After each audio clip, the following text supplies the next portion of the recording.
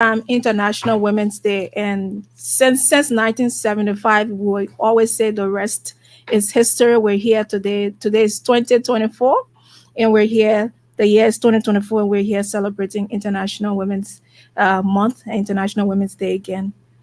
So, I mean, it's been quite some time that you know, I guess this has been an annual celebration, both Yes. national and internationally, in the world, where there's been a lot of talk about discrimination, stereotyping. Hmm.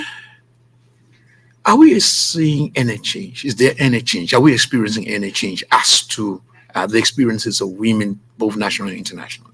Well, I would say we're making strides. A lot still needs to be done. Okay. And that is the reason why a day like this, the International Women's Day, is very, very important, because this is a day where we recognize women who are making, tremendous achievements in their different communities. And it is also an opportunity to reflect on the challenges that we face. When we're reflecting on those challenges, we're also thinking about ways we can resolve or tackle those challenges. International Women's Day is also a day where we call everyone to action. We bring stakeholders together and we put the issues on the table. We all talk about them and we all try to find common solutions to those issues. So I would say we still have a lot more to do, but we're taking it one step at a time. And I can assure you, um, yeah, in maybe the next few years or the next decade, we will see really really big changes all over for women. Well, our history speaks a lot about the the way opportunities um, have been distributed over time Mhm. among the genders. Probably in the home, for an example, where the male children and the female kids, they all have, before now, different approaches to the kind of opportunities they had. Maybe the men went to the schools, and this is no bias, I'm talking about what we have heard over time. Uh, all the same, we've heard some notable names. In fact, in elementary school, when I learned that a Liberian woman went as far as being head of the UN, is that the General Assembly? Yes. I was, you mean that? Is that so? Do we know some notable women, especially Liberian women? You're talking about recognizing Mhm. and celebrating women who made extraordinary contribution. Mhm. Can we name some women that we know? No bias. The ones we remember, fine. I mean, they will represent the rest of us. Yes. The list is actually endless, Hmm. and when you start to name, Hmm. you But just a few you run notable the ones. risk of maybe forgetting. Mhm. But yeah, like you said, people like Angie Brooks, Randolph, um people like Her Excellency, the former president, President Ellen Johnson Sirleaf, uh, people like our First Lady, Her Excellency Katumawai Bwakai, a lot of notable women. And I would just like to point out that this year we're very, very big on inclusion. We celebrate our eminent women, but we also celebrate our everyday women, Mhm. people that we see in the markets, on the streets, people that are making strides in their own little ways. Mhm. And we celebrate them as well. We bring them all together. The rural women structure, the women in the informal sector. We're Mhm. bringing them all together to recognize them and tell them that they've all played important roles, and we celebrate them for the roles they're playing. Um, it doesn't matter who you are, what background you're from.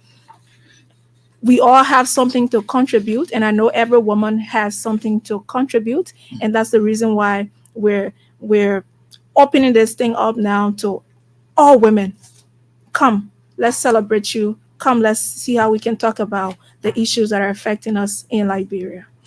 So when you talk about the contributions of women, not only the most influential, Mhm, even the lowly. mhm, Probably an example would be, you see a market woman who mhm, hasn't gone to class one day, but she's at the commercial place 7 days a week, and a lot of the time you see that the children are in some of the best universities, if you will. I mean, how can you reflect on, for instance, those women down there who will run behind the vehicles? I mean, it's easy to think about those women that are high up there, but when you go Mm-hmm. back and see what these women do on a daily basis, I a agree. lot of the Yeah. time, Mm-hmm.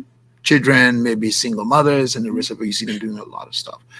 Let's throw some reflection on them. On her, I know you've just started there, but Mm-hmm. do we know of the notable things that they do and the kind of progress, sort of like trying to, okay, these women are doing this as stuff. Can we make some reference to that? It's interesting. Yesterday, I was in one of my colleagues' office, and Mhm. we met the president of the Cross Border Women, Mhm. and we were just talking about how these women, even though we might not consider them, the quote unquote eminent or the most educated, but these are women who have raised or are raising their children and with such values, children that are breaking glass ceilings, children that are in, like you said, some of the best universities, and they're contributing to their communities. I too, I'm a child of a market woman. My mother, even though she has some basic education, but most of her life she's been comfortable doing her little business in the informal sector. And yeah, I am. She raised me. I'm here. We're talking about women's issues. We're at this level now in government. Yeah, so we have a lot of women in our communities. They're doing extremely great work, and we want to recognize them as well. And so the minister has this idea that every year, while we're celebrating our eminent women who've contributed to policies and Mhm. the bigger things, she wants to create a platform where the ordinary women, people that we don't usually think about, can also come up and be celebrated. So now she for the first time, she's going to be celebrating women from different sectors or different walks of life, honoring them for their dedication to public service, but also honoring people who have contributed to growth and development of rural women, for example, and just the ordinary civil servant who we don't recognize every day. Maybe we pass by that person in a hallway, but they're doing great work. If they're not there, we would not be there as policymakers. So this year we're celebrating all women, every woman, Without discrimination. without discrimination, Okay. no matter your background, whether you're able or disabled, whether you're rich or poor, no matter your social status, whether you're educated or uneducated. We're celebrating you, and we're proud of what you do, and we want to continuously work with you as a government to make sure that you thrive in your different sectors. Madam Deputy Minister, I recall an experience in Vonjema once upon a time when former President Salif had visited Vonjema City. And she was going through the crowd and people were celebrating her. And there was this very young lady. And she was like, if only I could shake the hand of a president, in this case, Madam Salif, I would be the happiest. And somebody picked it up. And as she was standing there wishing, just by, standing in the crowd, just in front of the group, wishing, somebody said, Madam President, there's a young girl who said, if only she could shake the hands of a president. Madam President turned around and shook that girl's hand, and she jumped in the air. She was so excited. And I'm drawing this just to bring them in. I mean, the younger women, they are out there, they're watching out, they're seeing what is. Are you also considering them in these celebrations, and how will you work with them? Because then they will be tomorrow's women from today's girls. Exactly, Okay. exactly. Like I said, this is all about inclusion. We're bringing everyone together. I'm a young woman myself, with my own constituents. We have young women that believe in us, and we're inviting them. We're not putting any line to who we invite. We're inviting everybody. And just this example you give, it really is all about the opportunity. You never know the impact of a single opportunity until you give an opportunity to someone. And some of us that are here today is because we were giving opportunities in life. So that is why Women's Day is celebrated, that we create a platform to generate ideas that will ensure that we create more opportunities for women, so that they can make use of those opportunities, and they can be successful women, and they can give back to their families and to their communities. That's the reason why we're here today. So I know we will come to the celebrations, but we're Mm-hmm, still like looking at the whole issue of the gender. mm-hmm. Um, Over the years, what is your experience, or what have you heard about men's contribution, men working with women, for an example? I've heard a beautiful phrase like "he for she." I was like, what Mm-hmm. is it? Say, oh, okay, these are people who men who sort of pay a little bit more attention to the issues of women and paying attention to the issues of gender. Have you heard, or let me ask, are men cooperative? What kind of cooperation have you experienced over time? Yeah, we live in a deeply patriarchal society, but we cannot overlook the contributions of our men. Hmm. They are our allies. That is the word in the gender space. They are our allies. We work with them. We consult them. We can do this thing without them. They have the power. They have the leverage to make decisions. So that is why we bring them on board. In fact, we you're gonna see. I hope you will come on Friday to celebrate with us. We have our men. They will be there with us, helping us, giving us all the ideas, contributing, providing all the support they can provide, because we want this thing to be an inclusive thing. So we're gonna be working with men as well. We can do this thing with our fathers and our brothers and uncles. Is there any stroke of luck that maybe some men will be recognized too? I mean, because you recognize in the women for their great work, probably some men have been extraordinary in Mm. terms of their collaboration, their support to you. Mm. Will some men be recognized too for their role? We recognize men every day.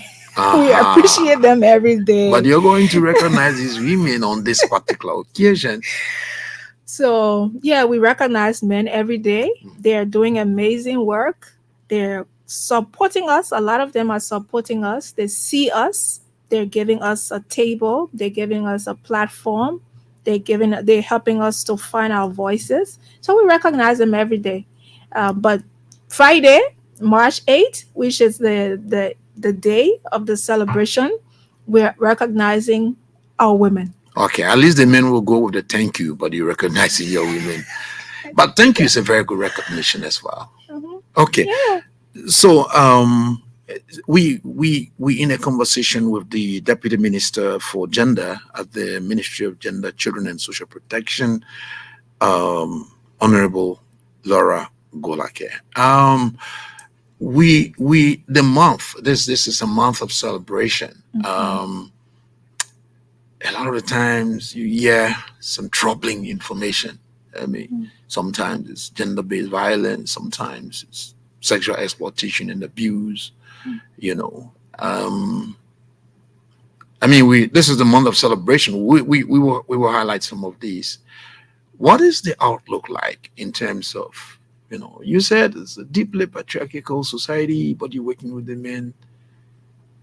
How is the picture like, the way the complaints used to come in terms of maybe the women are not getting the kind of support for their children, Mm. I mean, the many things that yeah. Mhm. So where are there some troubling areas that you need to concentrate on in terms of improving the situation among Mhm. the two, or between the two genders? Thank you. I'm glad you brought that up. So it gives me the time now to highlight the minister's priorities Okay. for the ministry. Yeah, I mean, we have all those issues. We have issues of persistent non support here and there.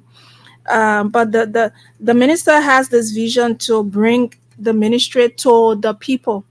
So over the next few weeks, we will be engaging, and she's already started engaging different stakeholders, bringing everybody to the table to say, "Hey, we've heard of these things, but the president has said we're not doing business as usual.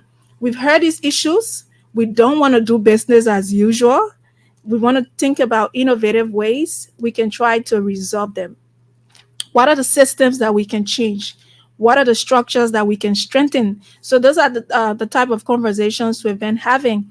But just to highlight some of the minister's priorities for the ministry, the minister wants to, in fact, she this very brilliant idea to we used to have a call center, for example, at the ministry, Hmm. take calls. Hello, yeah, there's an issue in this XYZ community, and we need some sort of action from the ministry. But she wants to go beyond that. Okay. She wants to see the information that we're going to do the call center, and we're going to be getting information around GBV issues, maybe like the persistent non-support issues, other domestic violence issues. We're gonna be having them. We're gonna be hearing issues about children being molested or abused, street children. We're gonna be having all of those issues. But now the minister is saying, okay, we will have these issues. What do we do next? What are the systems that we can put in place to address these issues as they come in? um, what are ways the ministry can be strengthened to support our partners, to support other civil society organizations that are in the communities that know the issues very well? What are ways we can support them? So the call center is is going to be established very soon, and hopefully, I'm sure we'll invite you because it's going to be a colorful event. Mhm. It's going to be established, and at that call center, we'll be having trained people, specialized people were taking calls, but we're going to be having, for example, social workers there. So as we take calls, we know exactly what to do with those calls. Our legal people will be there as well. As those incidents or those issues come, how to all about case management, how to get those cases together so that by the time it gets to court, we have, for example, a lot of evidence or enough evidence to prove beyond all reasonable doubt that this person committed a certain crime. So those are some of the things that we're trying to collate and put in one space, the call center. But the minister also, we have our county structures in the Mhm. different counties. And these are people that are our eyes and ears on the ground. They're in the communities. We are here at central level. We're not in the communities all the time. So they're feeding us with information. So what she wants to do is to visit and do a whole assessment of all of these different county structures to see what is working, what can be done, and how we can strengthen our structures so that we're meeting the needs of the people in the communities as well. Um, we have a lot of policies at the ministry that has expired, and the minister has been pushing us, especially the research and policy and planning department, Mhm. to try to engage with our partners to evaluate these different policies and try to develop new ones. And now she also has this very bold idea of simplifying the RIB law. Hard thing is information is power. So if people have the right information, they're able to govern themselves. So the whole idea of simplifying the RIB law is so that it is community friendly.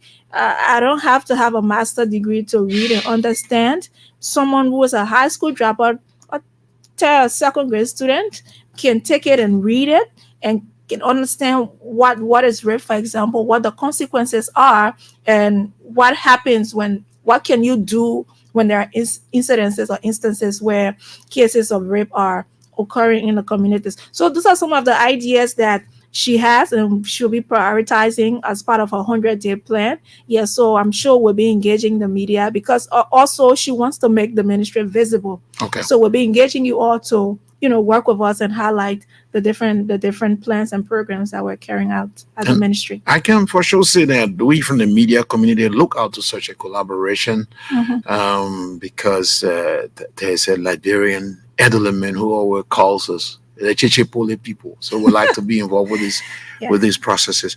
But it's good. I mean, we still have some time that we go around a few things before we come to the program now because we Okay. conclude with the program.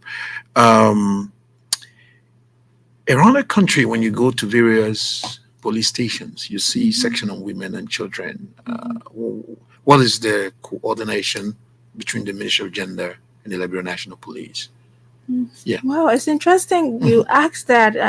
I'm really happy about that because the minister is very keen on coordination. Right. Yes, she wants to ensure that all stakeholders are working together, that we're not duplicating efforts here and there, we're not working in silos, but we're coordinating so that this, synergy amongst different stakeholders.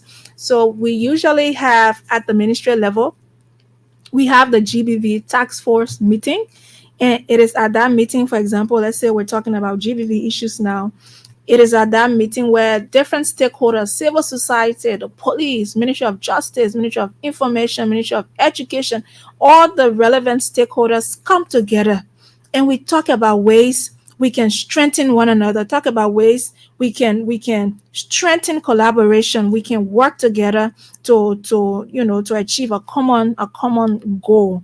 For example, with the women and children protection section at the different police stations, Hmm.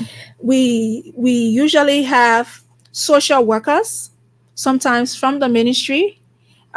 We've learned also sometimes from the Ministry of Health, and they're there when cases come. They're there to talk to the survivors. For instance, while the police is out there gathering evidence, doing the Hmm. legal things Right. in collaboration with the GBV Crimes Unit at the Ministry of Justice. What they're doing that from that end. The Ministry of Gender with their social workers are working with the survivors. We're placing them in safe homes. We're making sure their needs are catered to. We're making sure they are adequately catered for. Yeah, so those are some of the ways that we collaborate and just sharing information. Information sharing is very important. We're working on that as well. We always say government is continuity, but we're a new team. We're still learning. We're still seeing what works. We're looking at different lessons learned. We're looking at what failed before, and we're putting all of those ideas in a bucket. And at the end of the day, we're going to take out the ones that are relevant to us and the ones that we can use to really tackle this whole issue around, for example, GBV in the country. Somebody once said, Mhm. um, men are always targeted by this particular ministry. It's not about men, Mm. women, children, and their social protection. So soon you enter a police station, for example, the guy said a lady saw a man who was brought in for non-persistent support, Mhm. and somebody in there said the guy face is so mean, and the guy said, "But I know I will not get any justice here because this is the women and children ministry." So, what can you say to men in terms of their perception that you are there to just hold them accountable? I mean, probably they don't have rights. I'm not saying that. Probably that's the way you've seen it. So, what can Mhm. you say to men about the mandate of the Ministry of Gender, Children, and Social Protection? By extension, the various police stations that are running, the different kind of gender section, women, children protection sections. So as a ministry, Mhm. we promote the development and overall empowerment of women and girls. Mhm. Um, but we also work with our allies, the Mhm. men. When you see the structure of the new team, we have, for example, two deputy ministers were men, Mhm. and they're feminists. They're Maybe very that's why interested. they're there. They're very interested in the issues, and Okay. they can articulate the issues well when it comes to women. Yeah, but as a ministry, we our own thing is to see justice being done. Okay. Justice is done. Mhm. There's no discrimination. Okay. Sometimes it might seem like it because women have been marginalized for centuries, for Mhm. decades, and to bring them up on par with men, special, specific Mhm. attention has to be placed on them. A little bit more sensitive about the issues. Absolutely. Okay. And that is why sometimes you'll see different affirmative action programs coming up here and there. I know you've seen there was a time where I think that they still do it now, where they'll have maybe a call for applications and then they'll say Mhm. female candidates are strongly Mhm. encouraged to To apply. apply, yeah. So those are few affirmative actions, programs or policies here and there that were able to bring women up so that they're in a space where they're well informed, they're able to compete with men for similar opportunities. There's this picture. I work with some students, and usually when I'm talking to them, I have a picture of four individuals, two males, two females, and we have them on. It's just a picture. We have them on the track, Mhm. on the racetrack, and you see that four of them are on the racetrack. We're talking about opportunities. Why you Right. say, well, why you keep talking about men here and there? You say women should be on the table. We finish bringing the women on the table, but they're on the table. But their issues are still there. They, even though they're on the table, they might not have the voice to speak up. They might not have the resources that might empower them to fully compete. So this picture, it has the four individuals, two males, two females, and they're on the racetrack. But when you look in front of the two females, you see a lot of obstacles. But in front of the males, their path is clear. So it's just the overall idea that even though we're talking about opportunities, we don't want to sound like we're discriminating, Mhm. but we are aware that there are barriers and obstacles that prevent women from fully competing and from fully achieving their potential. So as a ministry, we're there to highlight those barriers at the national level and create policies that will tackle those different barriers at that level. So now you've launched me into political participation now because you talk about the table. Uh-huh. And there's always been like, oh, I mean, the women should have equal opportunities as their male counterparts. Mhm, Then there's this thing about a setting quota for women mhm. and all of that. So, what can you say about women participation in politics? Are we making progress? Is there any impact? What are your reflections? Hmm. Hmm. Well, that one is a little Mm, complex mm, because sometimes when you bring up the issue that women still are not fully participating, we always go back to that one um conclusion that, oh well, you had a female president, so all is well. But yeah, we did have a female president, but all is still not well. This woman had to go through a lot to get to where the challenges that she had to face. I wouldn't say it can be compared to the challenges that her counterparts had to face. So those challenges are there. mhm. Those issues are there. The men have the power. They have the leverage. They can make decisions at the county level, at the community level, even at the national level. They have the resources. Women really do not. Okay. In fact, I was part of a team that went to few counties in Liberia, and we're looking at women's access to different resources. And you will realize that women really do not have access to resources, land, financial resources, things that they will have that can empower them to be up there with their male counterparts. Hmm. They do not have it, Okay. and that's the reason why we're still highlighting the issue So that you we think that there's still a we need for some more that catch there up? is still a need for catch up. And so if you bring an affirmative action around quota, we strongly support that, Okay. because if you have that, It means that we're making strides. When we get 30%, for example, it is possible that we can get 20 more percent and make it up to 50%. And it's possible that we can even go up to 60, 70%. So yeah, we a lot of challenges still exist, but we our partners are really working with us. They're really interested in women's political participation, and we see that there are a lot of opportunities to do more, and we're open to that as a ministry and as a You know, government. when we kicked off, you were like, the whole 1 hour. It's amazing how time flies. We've gone so fast into the time. So we're going to go back now to the program, Yes. the official program for the observance of International Women's Day, Mhm. IWD. Let's Mhm. talk about that. So this month, March, Hmm. is Women's Month, Okay. but we take a day to just come together and collectively talk about the issues. So on Friday, March 8th, the women will gather at the SKD Boulevard Junction at Mhm. 8 o'clock in the morning. We will get there and we'll march to the ministerial complex.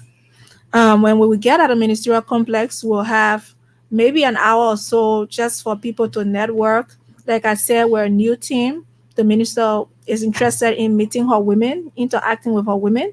So we're gonna have that time for her to do that and for us to do that as well. And then after that, they usually have a whole time where the screen, the small health screening, like checking your blood pressure, checking your eyes, those small things here and there that women don't usually have time. We got everybody hustling. Mhm. We usually don't have time to do those things. So they have the opportunity to do that on that day. Mhm. And then at 11 o'clock, we commence the indoor program, the official program.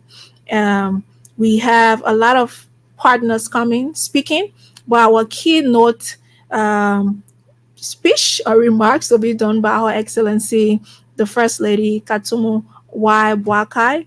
And we're very excited about that. She really has been a champion. She's been working with us and she's looking forward to further interacting with the women on Friday along with the minister and her team. Yeah, and then, well, usually we have different government ministries. They're coming. People have their own small activities, but all of them are building up to the main event at 11. So that is the structure, Mhm. and the outfit will be wearing predominantly white. And why is that? Well, the idea was that we're just from a very deeply contested elections where people had strong ideas and those ideas were clashing here and there. You make But it sound so beautiful. I know it was a rough terrain.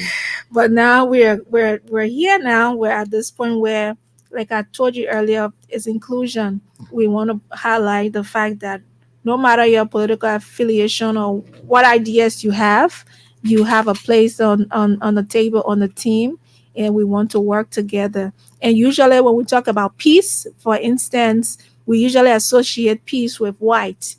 That is why we're wearing white that day, just to celebrate us, even though we were clashing here and there with the different ideologies, the political ideologies here and there, but we were still able to maintain the peace, and we're here today. So just to celebrate us as a country, as Liberians, that well, we had this elections very deeply contested, but we're here, and we were able to peacefully transition from one government to another, and yeah. I know. I mean, the first lady Hmm. is going to be the keynote speaker. Hmm. For me, I'm tempted to ask, what's your view of the president's look at, especially the inclusion of more women in governance, or I mean, appointed in government and the rest of it. The fact that he's there, and Madame is going to be the keynote speaker, I already suspect that he supports her heavily. Mhm. Exactly. In fact, every day since we've been planning the program, minister has been engaging heavily with the president's office, informing them, letting them know what we're doing, and to show that they're very interested in what we do. They're always calling us, what is happening, what can we do, how can we contribute, what are ways that we can work together. So yeah, the president is heavily involved in this at the level of his office. um, but also the second lady, she will be there as well, Okay. um, playing a very important role, giving out, recognizing women. I told you the minister, we has this plan to always now recognize, as we get together, Hmm. to recognize some strong women around. So she will be recognizing those women. Yeah, and the president is very, very, very interested in gender issues. Hmm. He wants to give women a place at the table, and you can see that from his nominations. Oh, I may not it's have already happening. the actual stats. Maybe I can share that with you later. Hmm. But he's been nominating a lot of women, and I would like to proudly say a lot of bright young women as well, who are very energetic, very passionate about the issues, and they're willing to work. And I celebrate him for that. As he used to be my former boss, Hmm. but by extension, he's still my boss. And Yeah, yeah, he he believes was in a women. former boss. He's not a bigger boss, Nah, right? yes. Okay. Yeah, he believes in women so much. He Okay. believes in women, and he always wants to give women the opportunity to contribute. And we can see that from his different appointments and actions. Madam Minister, as I said, time is flying without any mercy. So, is there anything you we didn't touch on you want to talk about before we begin taking the calls? Probably we skip something or so. Um, just to remind us about the date Okay. again, Okay. it's Friday, Okay. March 8th, All right. and That's everything tomorrow. everything is happening at the Ellen Johnson Sirleaf Ministerial Complex, Mhm. but we're taking the march from Boulevard Junction and there. If you have not had the time, or you have not decided to come and be with us, please make that decision. This is for all of us. Come, let's celebrate you. Let's celebrate one another, and let's see how we can call some things to action as women. And she's Honorable Laura Golakeh. She's the Deputy Minister for Gender at the Ministry of Gender, Children and Social Protection. She has been here today giving reflection on um, International Women's Day and other issues that are surrounding gender in the country. And I'm sure we could sit here for 2 hours. I didn't see her stutter or anything. I mean, she knows the issues. She's spoken them well.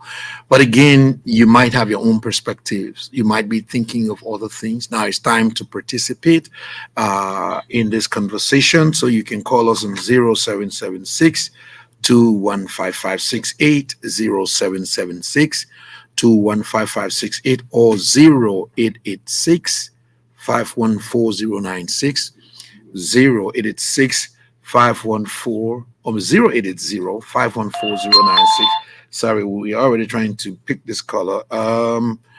Good morning, caller.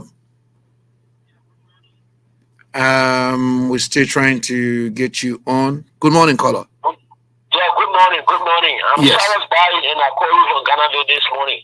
Cyrus, I guess you are following. What's your contribution? Well, I'd like to say good morning to your studio here this morning, David the Minister. And the issue of women is issue that is very, very cardinal in our country. My question to your studio here is that most of the time they advocate for the woman, but you realize the woman, they want 50%, they want 70%.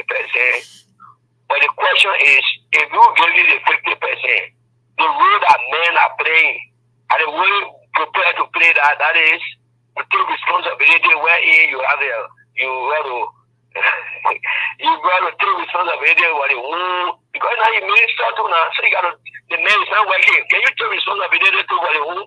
That's my question to them, because most of them are advocate, and we giving them the right to that can be the minister, their minister. Well, why it is true that they want to be equal to the men, can it be why we take responsibility for the home, very home too, Okay. as well? Thank you Okay, very but much when for you the were time. asking the question, you laugh. Why you laugh? The guy's gone. So probably he was already trying to. So, but you can call us on 0880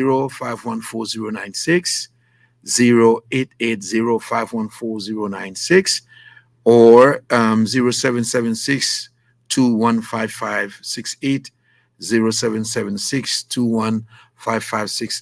We still are with us. The Honorable Laura Golakeh, she's the Deputy Minister for Gender at the Ministry of Gender, Children and Social Protection. We're discussing today the celebration of International Women's Day and other issues surrounding gender. As you heard the brother there, he's saying, yes, good that you become the minister, but will you also be providing the day to day? Well, when the minister comes, she will provide her answer towards that. But yet, we still have some time to take your course. The program itself is on Friday. That's tomorrow. Tomorrow. It's going to be at the ministerial complex. Okay, so let's take this caller. Caller, hello. Please tell me your name and where you're calling from. Oh, well, we're not hearing you. Hello there, caller. How are you, sir? Yes, please tell me your name and where you're calling from. Okay, Reverend Richard and son, calling you from the Kakata Belt. Okay, so I guess you are following. What's your contribution?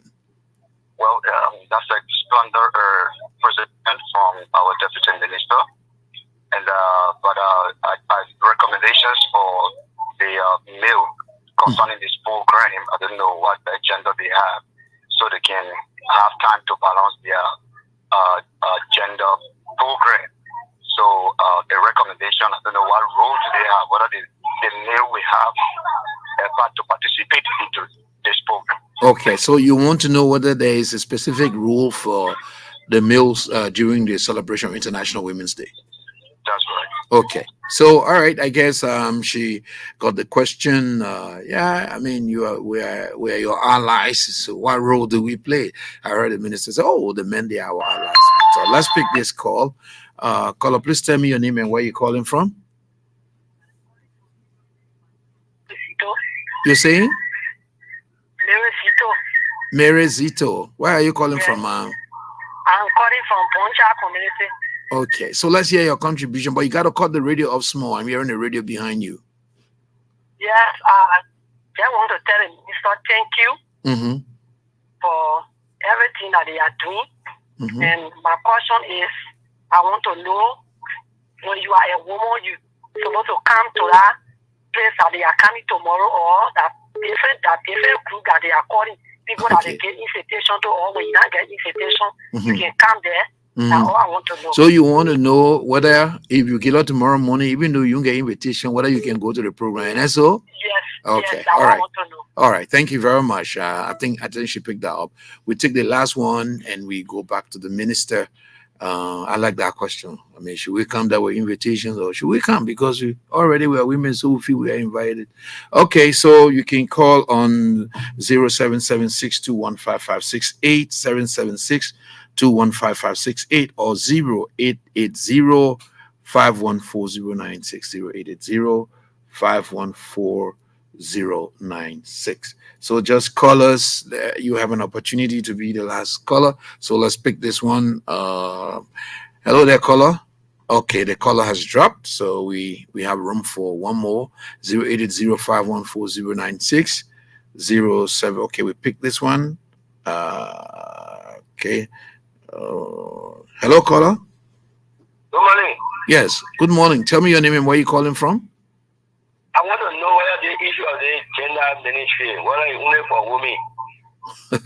You want to know whether the ministry is only for women, right? But why you want to know that? Why are you saying that? Women issue, they don't push men, the male issue as well.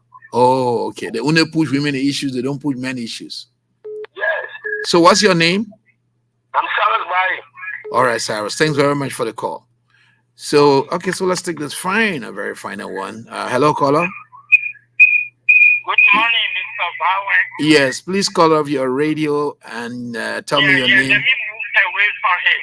Yes, please tell me your name and where you're calling from. How are you doing, Mr. Bowen? I'm doing pretty good. Please tell me your name and where you're calling from. Okay. My name is Mr. Ben Dabe. Okay. I'm your neighbor from the Christian community. Okay. and I'll be following this program. Yes, go ahead with your contribution. And I want to appreciate your studio guests. But like the first person asked, this recent person that just asked, you know, Mr. Vawan, people in Liberia believe that when they say gender, woman. Now, if you trace the record from the establishment of gender ministry, if you agree with me, the first founding minister was the lady Muslim Cooper. We have to round it up. We don't have a lot of time. Yeah, getting me? Yes, you gotta round up. Followed by Julius Duncan Cassette and followed by Aliko Willie Minata and now another female minister. So my question is, what can we do to expand this notion? Okay. That when they say gender, it's only women. Okay. All right. What can we do? Thank you. Thank you very much. What can we do? Gender, is it only women? So, Madam Minister, I mean, that's the last one. I guess you follow the callers. So let's get your response. Okay, well, just to respond to the first caller who are laughing at your own question. Yeah, his own question. You got all the ministerial job now. Are you going to take over, the home responsibilities? Well, you see, it is society that prescribes gender roles.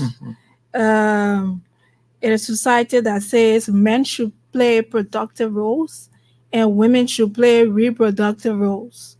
But we think that people should be given the opportunity to choose. If a man prefers to be in the reproductive side, taking care of the children, being at home, society should not frown on him and say he's acting like a woman. If a woman wants to be in the public space, in playing productive roles, I think she should make that choice, and society should not frown on her for making that choice. So it really is about choice, and it is about how we're socialized to thinking that men can only play certain roles and women can only play certain roles. So I would just keep it at that. And I wanted to point out that, like I was telling you, we have our county structures, and we have our gender coordinators in those different counties. We're working strongly with them to decentralize the event. So it's not only a Monrovia event. We're hopefully having it in all the counties. Women gathering to talk about the issues.